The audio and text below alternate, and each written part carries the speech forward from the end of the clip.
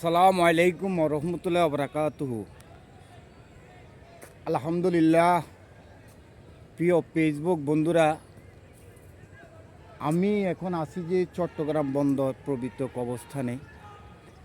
এখানে আমি একটু ভিডিওর মাধ্যমে যে আপনাদেরকে এই কবরস্থানটা দেখানোর জন্য চেষ্টা করতেছি। কারণটা হচ্ছে এই যে আমরা মানুষ জোর জুলুম নির্যাতন, অন্যের হক লুটে খাচ্ছি, ঘুষ খাচ্ছি, মিথ্যা কথা বলছি, মিথ্যা আচরণ করছি, অন্যের উপর অন্যায়ভাবে আমরা নির্যাতন করছি। আজকে এই পবিত্র কবরস্থানে আপনি যদি একটা বার চিন্তা করেন, এই কবরের দিকে তাকালে যে 3.5 হাত কবর আপনার জন্য বরাদ্দ, এই 3.5 হাত মাটিতে আপনারও শুইতে হবে। এই পবিত্র কবরস্থানে হাজার হাজার কোটি টাকার মালিক শুয়ে রয়েছেন। একজন গরিব নিরীহ অসহায় তারও স্থান এখানে 3.5 হাত জায়গা। একজন কোটিপতিরও স্থান 3.5 হাত জায়গা। একজন শিল্পপতির স্থান 3.5 হাত জায়গা। একজন উচ্চ পর্যায়ে মানুষেরও সেই স্থান হয়েছে যে 3.5 হাত জায়গা।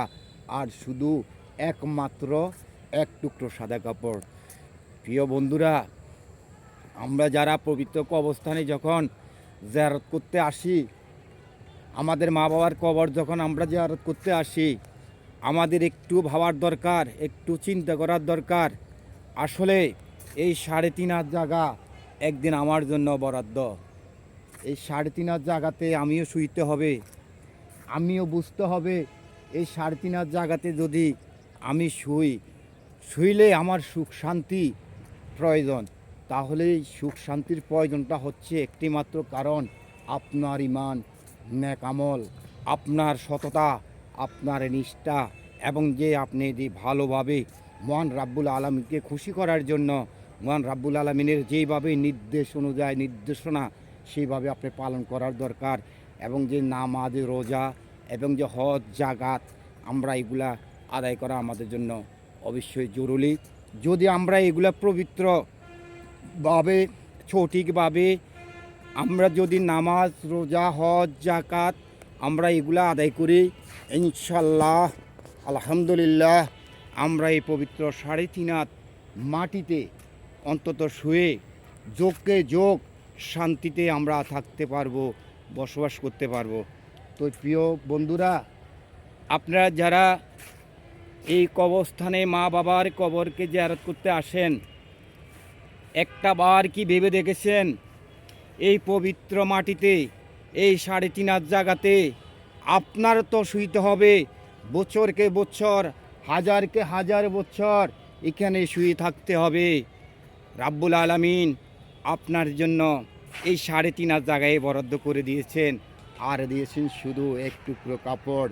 আপনি যদি এই 3.5 হাত জায়গাতে যদি আপনি শান্তিতে থাকতে চান, সুখে শান্তিতে থান, মহান রাব্বুল আলামিনের এই নির্দেশ যে অনুযায়ী বিশ্বনবী হযরত মুহাম্মদ সাল্লাল্লাহু আলাইহি ওয়াসাল্লামের যে নির্দেশ অনুযায়ী আমরা যদি চলি, সঠিকভাবে যদি চলি, ন্যায়ভাবে চলি, নামাজ, রোজা, হজ, জাকাত আমরা যদি সঠিকভাবে আদায় করি, তাহলে এই পবিত্র কবরস্থান 3.5 হাত জায়গা আমাদের জন্য সারা বছর, লক্ষ লক্ষ বছর আমাদের জন্য শান্তির জায়গা হবে।